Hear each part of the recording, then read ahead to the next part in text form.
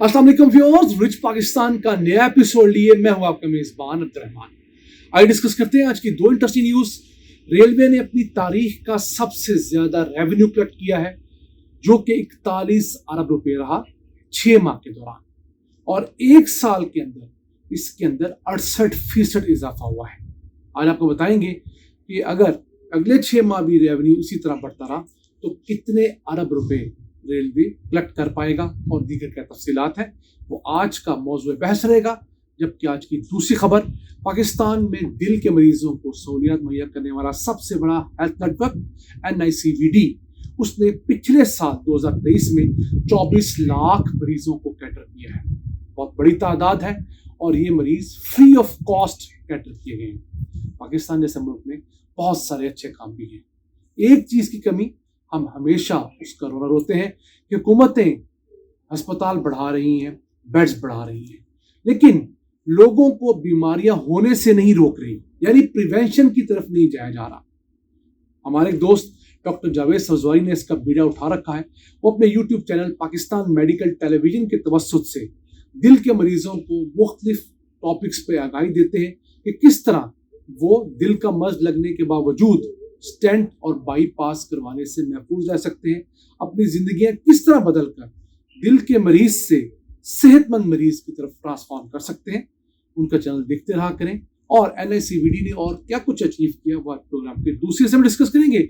लेकिन पहले चलते हैं पाकिस्तान रेलवेज की तरफ, जिसने करंट मालियत साल के इब्तदाई 6 माह जुलाई से दिसंबर सन 2023 के दौरान 41 अरब रुपए रेवेन्यू की मद में कलेक्ट किए हैं, जबकि ये फिगर्स सन 2022 के आखिरी 6 माह के दौरान सिर्फ 28 अरब रुपया थी। तो 6 माह का कंपैरिजन 6 माह से करें तो 13 अरब रुपए का इजाफा हुआ है, 68% का इजाफा है। अगर यही रफ्तार जो अब 6 माह है, जनवरी से जून 2024 तक जारी रही, तो उम्मीद है कि तारीख में पहली मरतबा रेलवे अपना रेवेन्यू 80 अरब रुपए से तजावुज कर जाएगा, और ये बहुत बड़ी डेवलपमेंट होगी। वैसे रेलवे का सालाना जो खर्च है वो 100 अरब रुपए के करीब है, जिसमें पेंशन की रकम ही तकरीबन कुछ 40 अरब रुपया है। फिर सैलरीज की मद में कोई 35 अरब रुपया रेलवे को खर्च करना पड़ता है। और रेलवे पाकिस्तान का वो वाहिद वफाकी इदारा है जो अपनी जेब से पेंशन अदा करता है। बाकी तमाम इदारों की मुलाजमीन की पेंशन हुकूमत पाकिस्तान अदा करती है, वो उन महकमों के बजट में शामिल नहीं होती, लेकिन रेलवे की जो पेंशन है उस महकमे की बजट में शामिल होती है। अगर हुकूमत रेलवे की पेंशन अपने जिम्मे ले ले, बाकी तमाम महकमों की तरह जो 40-45 महकमे सरकार के, तो रेलवे भी फौरी तौर पर मुनाफे बख्श हो सकता है। इसके साथ रेलवे को बाकी मैदानों में भी ठीक करना होगा। अब जो पैसे रेलवे ने कमाए हैं 41 अरब रुपया, इसमें से 24 अरब रुपया तो मुसाफिर ट्रेनों से कमाया है, जो मेरी आपकी टिकटों से कमाया है। फिर 11.5 अरब रुपया इन्होंने फ्रेट ट्रेनों से, माल बरदार ट्रेनों से कमाया है। ये एक अच्छा साइन है कि जितने पैसे इन्होंने मुसाफिरों से कमाए हैं उसका तकरीबन 50% इन लोगों ने माल बरदार ट्रेनों से कमाया है। याद रखिएगा, हम हमेशा कहते हैं जब तक रेलवे बाकी दुनिया की तरह माल बरदार ट्रेनों से पैसा नहीं कमाएगा, रेलवे कभी भी मुनाफे बख्श नहीं होगा। आइडियल सिचुएशन तो ये है कि रेलवे माल बरदार जो गाड़ी हैं उनसे डबल कमाए और मुसाफिरों से उसकी निस्बत आधा कमाए। मिसाल के तौर पे अगर 24 अरब रुपया मुसाफिरों से कमाया है तो 48 अरब रुपया माल बरदारी से कमाना चाहिए था। क्यों? रेलवे दुनिया भर में सस्ती होती है। एक ट्रक की कॉस्ट से 3 गुना कम कॉस्ट आती है रेलवे ट्रैक पर सामान भेजने से। बदकिस्मती ये है, हमारे यहाँ रेलवे की फ्रेट ट्रेन को प्रायोरिटी नहीं दी जाती, लेट पहुंचती है, रास्ते में सामान चोरी हो जाता है, खराब होता है। इवन जो सामान उतारने और चढ़ाने का जो मरहला है बहुत बुरा है। अगर हम इन चीज़ों को कैटर कर लें तो पाकिस्तान में भी फ्रेट ट्रेनें जो हैं बहुत ज़्यादा पैसा कमा कर देंगी और रेलवे अपने कदमों पे खड़ा होगा। अब इन दो मदों के अलावा तीसरी बड़ी मद जिससे रेलवे को आमदन होती है वो है रेलवे की ज़मीनें। रेलवे पाकिस्तान में सबसे ज़्यादा ज़मीन रखने वाला वफाकी महकमा है। मैं फौज की बात नहीं कर रहा, ये आम जो महकमे हम पब्लिक के लिए जो इस्तेमाल होते हैं, हमारी यूटिलिटी के हैं। 3 अरब रुपया रेलवे अपनी ज़मीनों को लीज पर देकर सालाना औसतन वहां से कमाता है। फिर 2-2.5 अरब रुपए का कोई स्क्रैप बेच दिया, कोई जगह लीज आउट कर दी, उससे पैसे आते हैं। तो उम्मीद है इसी साल जो कि 2024 का मालिकी साल है, 30 जून 2024 को मुकम्मल होगा, 80 अरब रुपए से ज्यादा रेलवे रेवेन्यू कलेक्ट करेगा।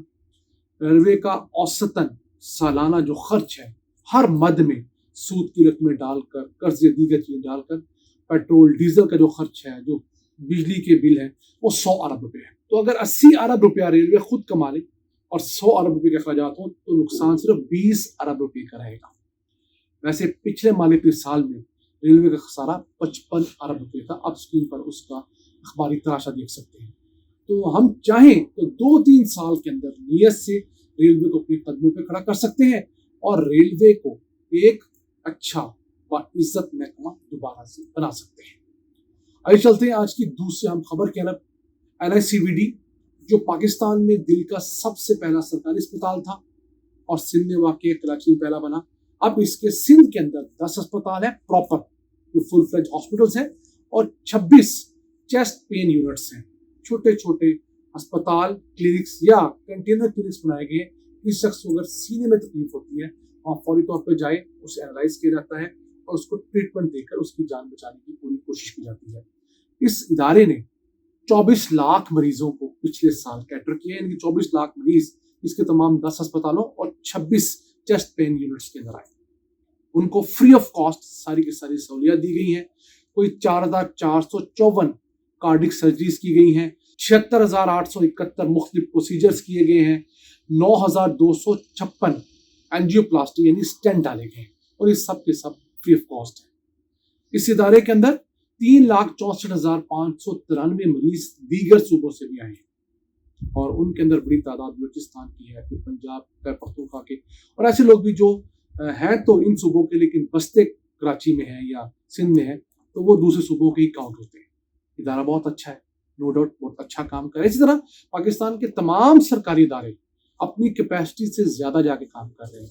जितने वसाइल हैं उससे ज्यादा डिलीवर करते हैं। बहुत सारी गलतियां जरूर हैं, डॉक्टर्स उस तरह टाइम नहीं दे पाते, लेकिन आप ये भी देखिए ना कि जिस अस्पताल के अंदर रोजाना 1,000 मरीज आना चाहिए वह 3-3, 4-4 हजार मरीज आता है।